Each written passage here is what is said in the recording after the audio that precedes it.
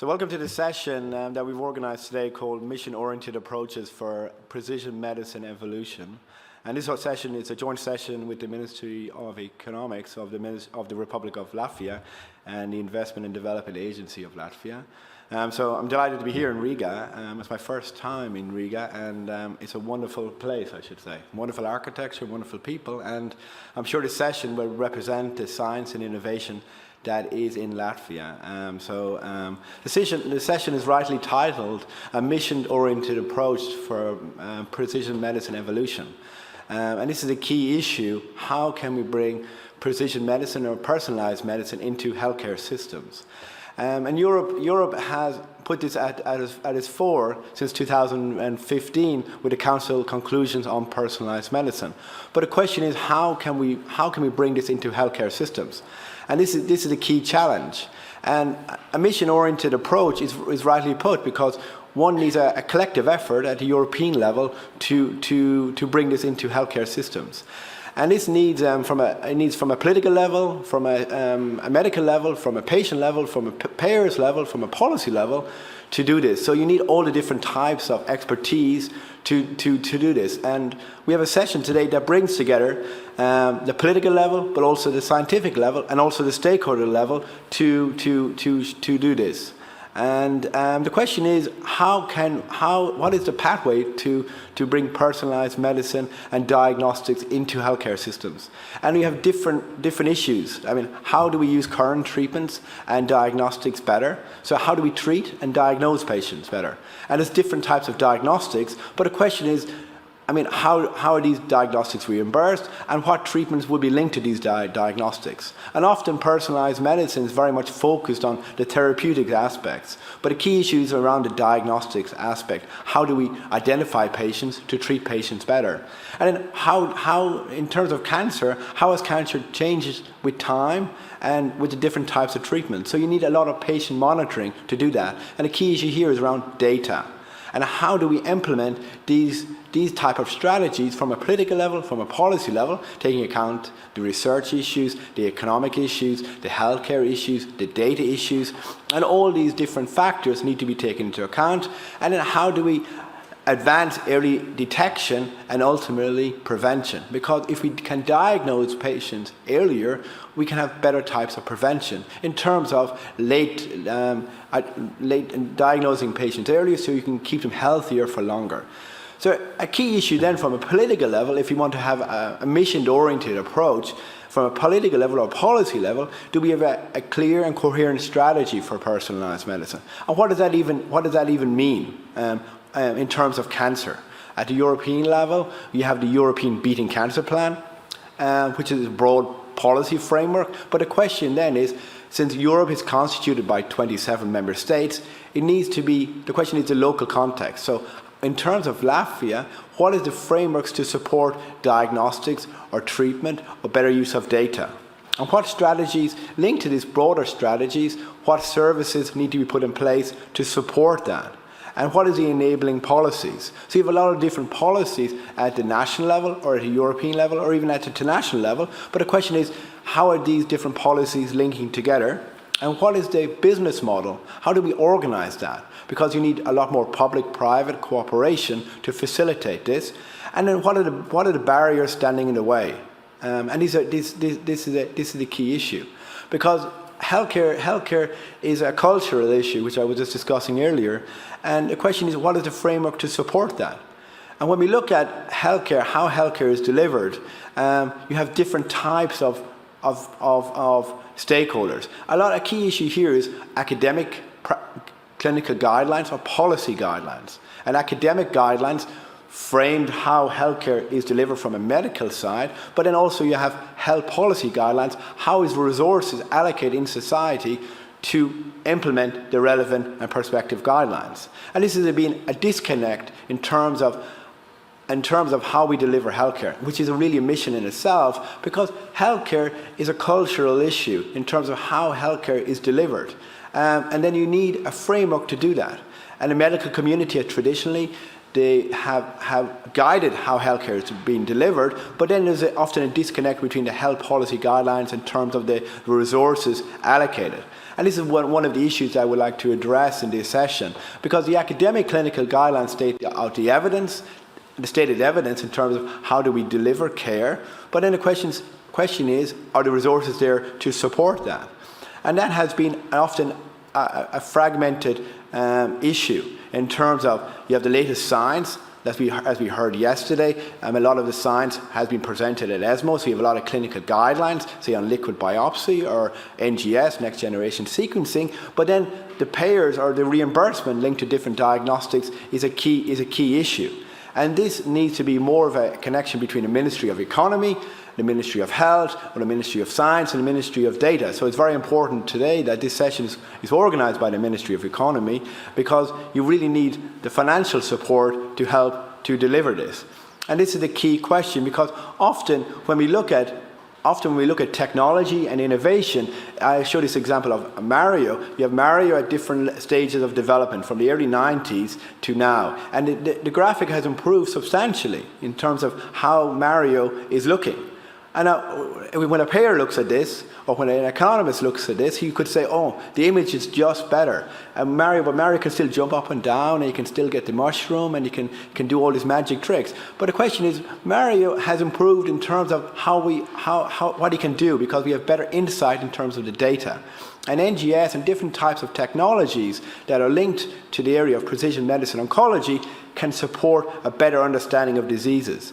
But then the question is the frameworks that can support this from a political level or a regulatory level. Because now you have different molecular diagnostics that are developed that can support the patient, support the physicians, and support the payers. But then the question is, do the regulation themselves support or hinder different types of delivery of care? So this is my preamble to the session. And then we have two great speakers.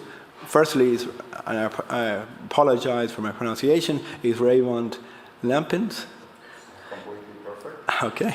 Who's the Deputy State Secretary on Economic Development and Business Competitive and Innovation of the Ministry of Economics of Latvia.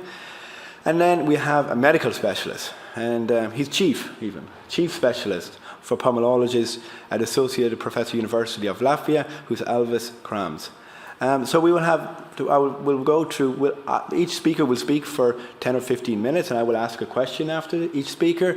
And I'm hoping for some difficult questions from the audience too. I have some questions here, which I can go through as well. I mean, what are the priorities for health technologies? Like, how do we future-proof the healthcare systems to bring different technologies in? What are the socioeconomic factors we need to take into account?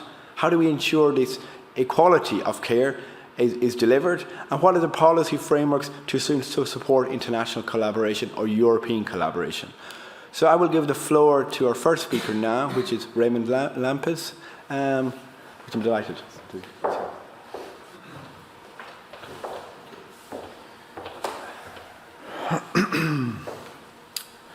Yes. Normally, I would be presenting this presentation differently.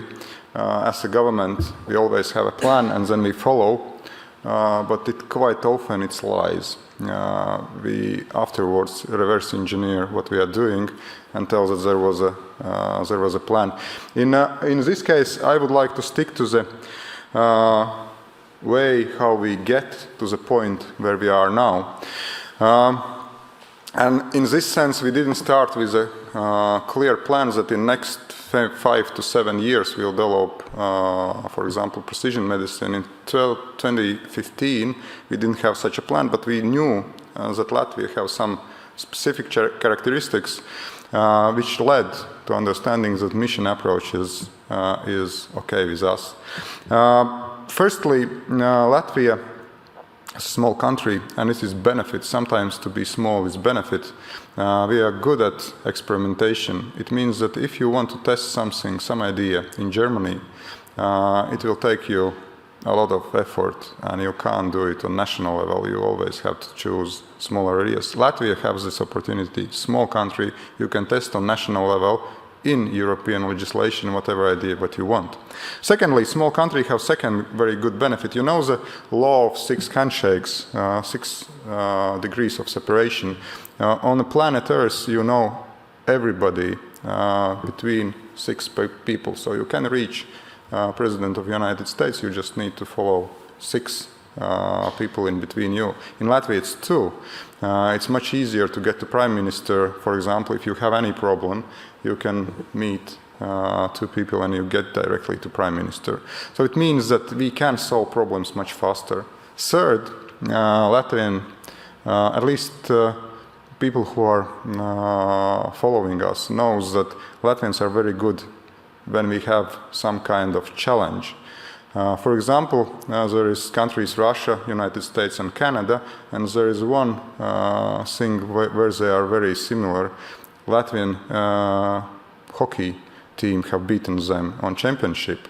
And we have failed with much less competitive teams, but these, whenever we see these challenges, and it applies not only to sports, it applies to economics, all crisis is not used wrongly. We have achieved in each crisis tremendous economical growth. So that's why we are just mean and built to do mission approach. How we started? We started with understanding that this policy framework and smart specialization part, it is a part where we are a little bit saying that we had a plan. Now we started with quite simple diamond. We started that actually whenever we want to develop something, we need 4 players at least. We started that for us as a government, domestic large companies, leaders, are the most important partners because we want to build Latvian economy. Then clearly, whenever we started to discuss with just businesses, we have a plans for 2-3 years, and it is way too short to have a governmental interaction and that we can follow. So academia, which see future where we are moving, is very important partner. Startups, large companies are not very good at changing markets and disrupting markets, so startups are onboarded. But then we completely changed attitude how we see global players, international players. When we build our ecosystem, the first challenge is that we can't be perfect at everything. And there is always gaps. And these gaps can be filled not by anybody, but we are looking for the best players available on the globe. So the international enterprises or large companies, they are natural targets of getting them to play in our, on our ground with all 3 others. And government role then is just to put them together and have a common goal. And we did it. We did it with, in 3 areas, smart materials and photonics. In each of these 3, we have all the 3 national elements presented. It is academia, national players, and startups. And in each of them, we were fighting to find large companies which can add market knowledge, knowledge on technologies and next developments. So smart materials and photonics, open innovation testbed in Latvia, several players still moving forward. Now we are in this area, we are more or less focusing around optics and organ on a chip, which will come to play with medicine. Smart city changed several times. We started with self-driving cars. We are now in Riga and Jelgava, we are tightly linked in projects around smart city and defining exactly why smart city is so important for people who are living in these cities. And biomedicine. Biomedicine, a little bit more in details. We started locally. We started with identification of what challenges we have. And we quite easily came to understanding that there is 2 very important parts to biomedicine which have to be added. that actually from medical research we get to the biomedicine. And these are data and new mechanisms of discovering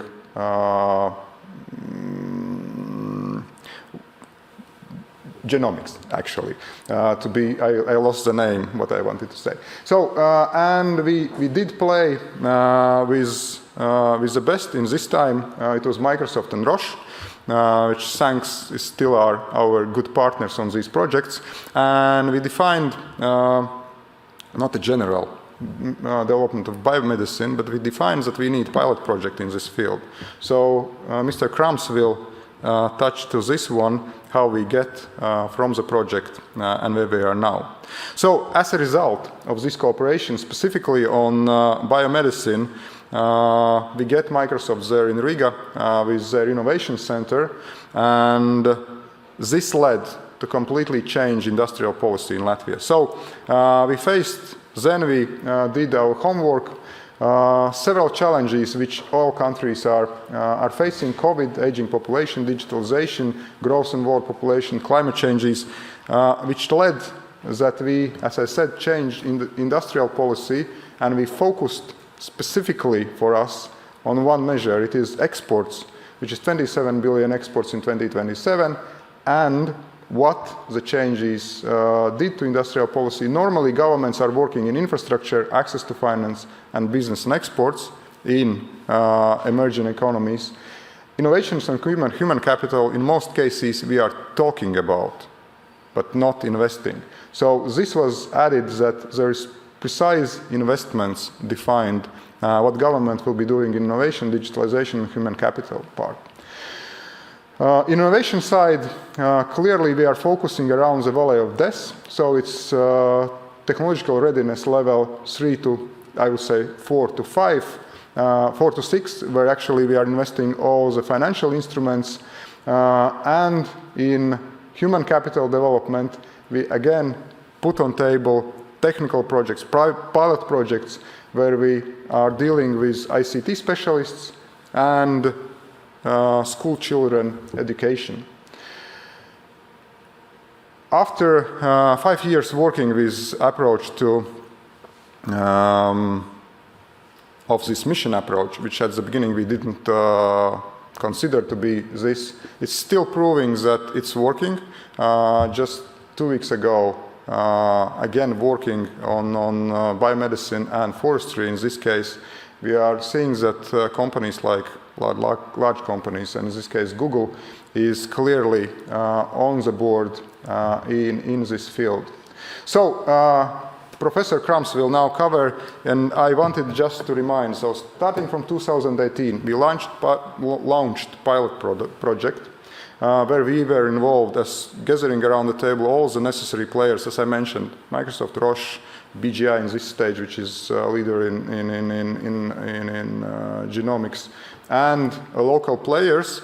And starting from 2020, there is going on homework, which is project which is leading to calculator, if I can name it so.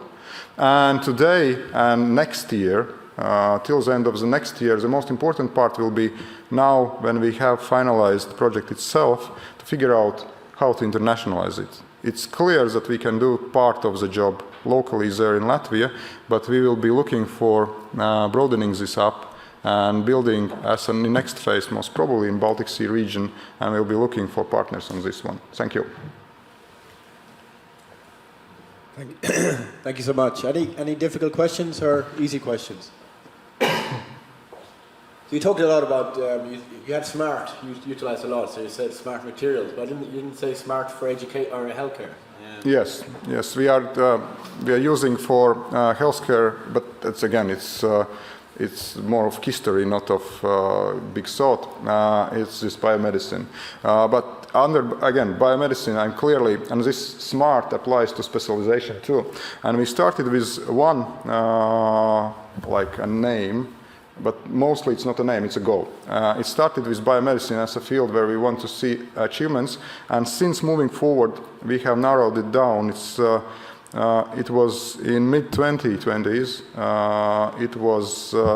It was more of already aiming at personalized medicine, and now it's even narrowing down. It's again in discussion with Stradiņš University, with researchers.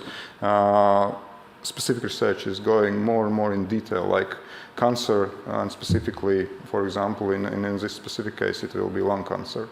So it's just narrowing down the specialization. Yeah, and a smart approach is key, because a smart approach will be smaller member states and regions together. And this is very much linked to your internationalization program, because as you mentioned, when there's smaller patient populations, then you need a bigger cohort, so you need cooperation.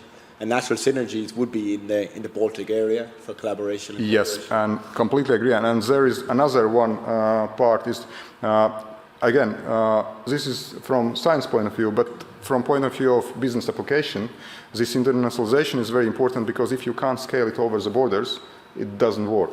And that's why this internationalization is in each of these projects. Whenever we get enough knowledge, understanding what we are doing, then the next stage, inevitably, is cooperation. In this region, there is natural partners. For example, in medicine, clearly we can go over the sea. It's Swedes, Finns, closest our friends, Estonian, Lithuanian, Poland.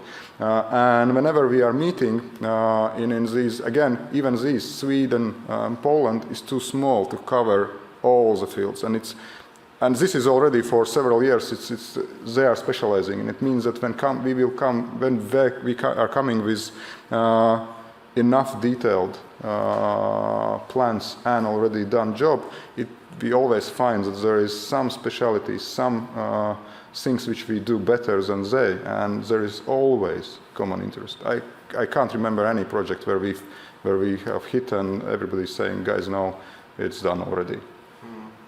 Well, Europe has struggled to some degree, I would say, in bringing innovation into healthcare systems, because Europe produces, you have great academics, I'm sure many great academics in Latvia, but then translating this great science into entrepreneurial companies has been what Europe has struggled at, I would say. And then Europe comes up with many great ideas, such as missions-based approaches, but then they often say the Ministry of Economy is one of the roadblocks, because the Ministry of State or Healthcare wants to do many things, but then there's a disconnect often between the Ministry of Economy and the Ministry of Health. How could this be bridged, or is there any examples from Latvia that we could bring to the European level in terms of how we could bridge this gap between the ministry, from the economic level to the healthcare level? Yes, economics as a science is it's always hard discussion, and the problem is that you can do it in long way and very, very slowly, and you can do it fast. And the problem with this is that, and it have been always a problem in this region too. Economists always think that we will produce some kind of incentive and market will follow, and it doesn't work in such a way. It's proved for hundreds of years that it's actually, when you go down to success stories, it's back to the persons and decisions, which is not made in a sense that as a computer, when you have, I don't know, tax break for 30%, then everybody will follow this one. No, it's not happening. In most cases, what is happening, there is land lease going on. It means that there is companies which are just using this opportunity and nothing changing in the behavior. And this is a role which is lacking, and again, with these pilot projects we see that it is working, but it's very hard, because you have to go out of your office and you have to start to communicate with individuals which have different point of views on where they are going, and then you have to bring them together. It's technically simple. You have to have them sitting around the table and starting to shout at each other at the beginning, and then in some stage they find common interest. It's the same as internationalization, but just on very small level. And this is lacking in nearly any of economies. Yes, we are telling that this is working, but when we need to present it. But actually, it's not so simple. And again, it's just because it's messy. You have to be faced with people, and that's why this focus around sometimes very, as I defined, biomedicine, and then we have cancer project which is dealing with just one small part of it. You can't achieve this biomedicine by avoiding these smaller projects where you actually start to work with individuals. And a key point there is also earlier dialogue between different types of, for the innovators and also the medical specialists and the patients as well. Because the question is, looking 10 years into the future, what innovation that is presented in all these medical congresses, and how can we bring this innovation into healthcare systems? Because a lot of science, a lot of political decisions are often reactive, not in Latvia, but I could pick other member states. So we're reacting rather than saying, okay, where do we want to go in the next 10 years? So then you can attract investment and also set up the healthcare systems and business models to support that. Is this the way Latvia is going forward in terms of looking to the future, in terms of what are the key innovations? And then say what is as you highlighted, education for healthcare professionals, more cross-fertilization between the expertise in different medical specialties, what do the payers need to take into account in terms of allocation of resources, and then also how can you then drive forward innovation in this area so that Latvia can become a leader in the area of precision medicine oncology? Yes, and there we come back again as it's not about medicine, it's more about economical theory, because, yeah, and you are right, and the point is why it is so. It's, again, simple, because all the economics strategies, at least till 2022, have been built on notions that you have to look back on statistics, and then you can draw this trend and decide where to go. And it's not working in such way in economics. You can't do that. You can't look at data which is 5 years old and build for 20 years next strategy. And as you said, you have to have different approach. You have to define where is the science and people are moving. So you need at first projection, and you have to find out where the science are moving. And then you can define what is possible strategic outcomes. And this is just coming in decision making in recent years. So yes, and that's why again this discussion with people on the front of development in the country is much more important than looking on statistic data historically. And one of the big issues on personalized medicine is the cost, because often people focus on the therapy, just the therapy is very expensive and they pick different cases. But often the question is, how is resources allocated in society? Not to say that we should pay for the most expensive therapies, but the question is, how are these resources allocated in society? And one of the roadblocks for precision medicine is the issue of molecular diagnostics, because often the diagnostics are not reimbursed. Because the healthcare systems are set up to reimburse the therapy. So we treat the patient, not saying how to diagnose the patient. And that has been really a hindering of bringing this type of diagnostics into healthcare systems. And it's one of the reasons why there's no major diagnostics company of European origin. Most of the companies, Illumina, Guardian, all these companies are US based. So this is a key issue for Europe, to how to develop these diagnostics companies that can have certainty that if they develop a diagnostic tool or technology, that this can get reimbursed. And that will be uptaken by the clinical and medical community. How does Latvia approach this? Again, I'm sorry to say, as I'm not in medicine, I cannot only tell what we have faced, and it's typical change management exercise in this sense. And we see that, and specifically in Latvia, we see wherever you have a good system which is working, it's much harder to change it. The example with us, we did have the best internet just because before we didn't have any. After the collapse of Soviet Union, and we introduced at once the best one available. In medicine system in Europe, it's clearly have been better for a very long time than anywhere else on the world, and that's why there is huge developed and investments done in, and I think that this is happening in Latvia too. You always have to have persuade a lot of involved decision makers in changes. The option how we are going around this, we are not trying to change system. It's just we are too. We want changes much faster. So we are trying to apply these pilots and try to gather at first around the table people who want changes. And then the trick works. Then after 2-3 years, it appears that everybody agreeing on this one. And this is, at least from my perspective, is much easier way to have a changes. To put some strike breakers who are starting to do things and prove that it is possible in a system, and then changes follow on systematic base. It is now going on, for example, with law on reusability of data. First was we are doing things which was at the brink of legality. We proved that it's possible. And then there is common understanding start to appear that yes, it's possible to change a law, and it's possible to be in line with all interested parties in this, like with patient, with government, and with research institutions, that this data can be reused. I have a lot of questions on the data, but I will go to the next speaker, and then we can have a discussion. Unless there's any difficult questions from the floor. We have one question. Thank you so much for amazing speech and presentation, and definitely I think it's an advantage to be part of the small country's ecosystem, because I think we can be much more agile, and fantastic slides. But my question is about bringing diagnostics closer to the patients. It means that in a relatively short period of the time, we will identify a lot of patients that need help, instant help. How Latvian healthcare system have they thought about demand of the care needed and resources, funds available? And it's not just about the money, it's also about the clinical expertise, because there will be a growing number of patients that need help.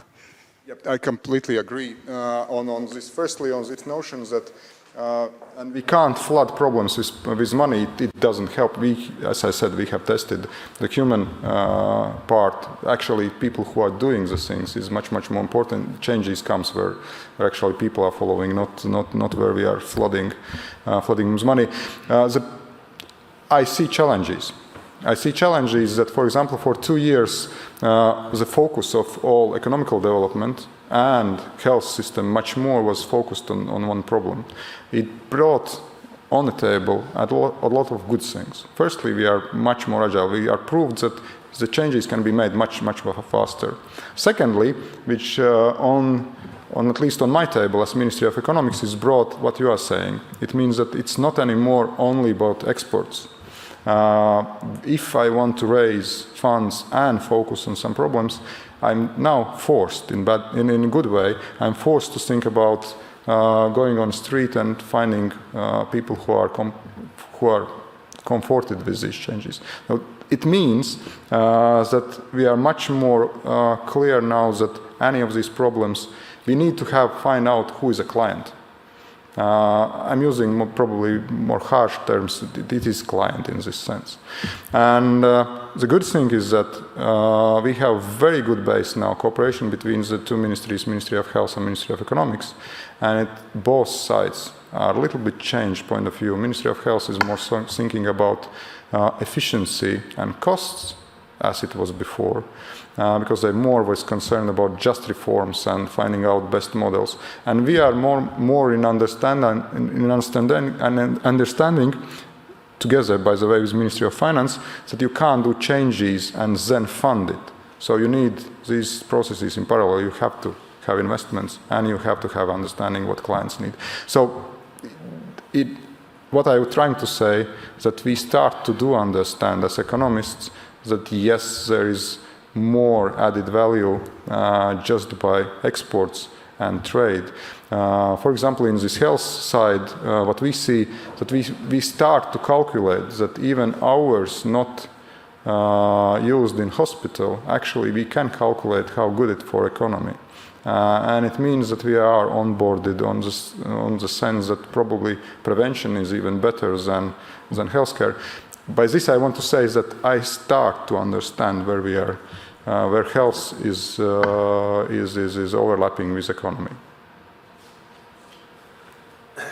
Yeah, and to add to that, I mean, the key question is the services. that can be developed to the different types of different patients or citizens at an earlier stage. Because the concern is that we have all this data now that will derive from different molecular diagnostic tests, and then the concern is that we will not be able to treat the patient. But the question is then is the value of diagnostic information that will allow us to plan forward. Of course, we may not have all the science and the medical treatments available, but that's not to say we should not diagnose patients. The treatments may be developed going forward, and the question is the services that can be derived from that in terms of patient monitoring, in terms of improving the quality of life, and providing the evidence base to insurance companies, etc. And Latvia is part of the European Union, part of the bigger WHO, so the question is is many expertise around Europe that can support it, as the Deputy Minister mentioned, that no country in itself has all solutions. So even setting up molecular tumor boards or bringing in investment, there's a lot of cross-collaboration and cooperation that one has to look to. And smaller member states are a perfect example that they need to collaborate. Historically, they've always done that. Latvia has always done that. And the question is then, how do we ramp it up now and have more of a sharing of expertise, which I believe Latvia is going towards. Yes, exactly. Hard to add something. And again, there is evidences all the time, and there is.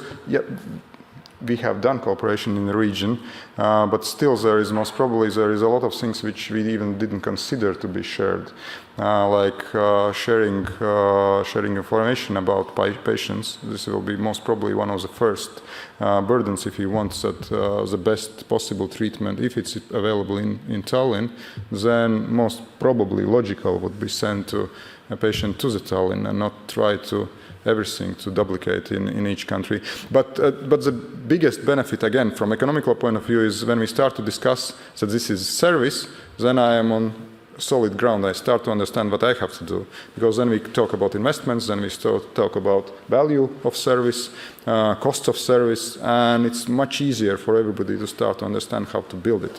You can check service quality, you can check whether the payments are in accordance with value. So it's a lot of things which brings in this discussion. That's why it was so important again. And it's sometimes thought by Ministry of Health that it's some kind of heresy to say that this is a service and you can measure it in money. But yes, this is quite healthy to look at it as a service and then start to check all economies around it too. And this expands the pie of the healthcare pie, because usually with only traditional actors, the medical professionals were the gatekeepers and then the payers. Now the question is, now you have different actors like data scientists, you have entrepreneurs that can come into the area and apply these services. And this develops a bigger ecosystem, how you can improve healthcare. And that's the question, that innovation and this type of molecular diagnostics should not be seen as undermining the medical community, but enhancing their ability to diagnose patients at a quicker and faster pace with better artificial intelligence. But of course, as you highlighted, you need proper values, European values that underpin this to make sure that healthcare is delivered with, in this context in Latvia, that the values are respected, citizens are respected, and services can be given to them in the right way. Thank you. I wanted to, you asked for the difficult question, so I wanted to bring Raimonds back to the question you asked and the comment that you gave about the companies that we in Europe do not have diagnostic companies. When the Ministry of Economy launched its innovation fund, and before the launching, when they did their circles through the institutions to discuss the possible thematic areas in this innovation fund, one theme that was coming up all the time was the markers. That is a good starting point for putting in money and doing research in a number of areas. And then as we were afterwards discussing back home, so how can we think about it in economic terms, then we often ended up thinking who will pick up those markers, who will then bring what we have produced here to those next levels. And maybe I wonder whether, Raymond, you have any comments of how we could, or what we could do together, also as you as policymaker, we as administrators here, to actually support our ecosystem that probably some companies could either emerge or we could network out somewhere. Thank you. Yes, in all actions, the worst part is when you have to have this, you do something, then magic happen, and then everything is resolved. It doesn't work in such a way. We have clearly, and this is a very good point in a sense, because we don't have companies who are capable to do this. We have precursors, and we have researchers which are not in position today that they can actually do even deliver these solutions to be in form of products, but we know that there is a time frame how they will be moving to point when they are ready. Then we clearly don't have, as I said, companies, and there comes this magic away. It means that with these companies, as we know, we have, I can imagine, 2 large companies in pharmaceuticals, for example, and you don't have anything else. So we are forced, we like or not, to talk with them and find out how to manage that actually they see this opportunity at the end. So we have quite a long process in parallel with science process, that in 2-3 years we have to be at point that these companies now are ready to invest in this one. And to achieve this, the largest problem always and starting point is the human capital. It always starts with a very simple thing, that these companies are not capable to do this because they just don't have human capital. They don't understand what we are talking about.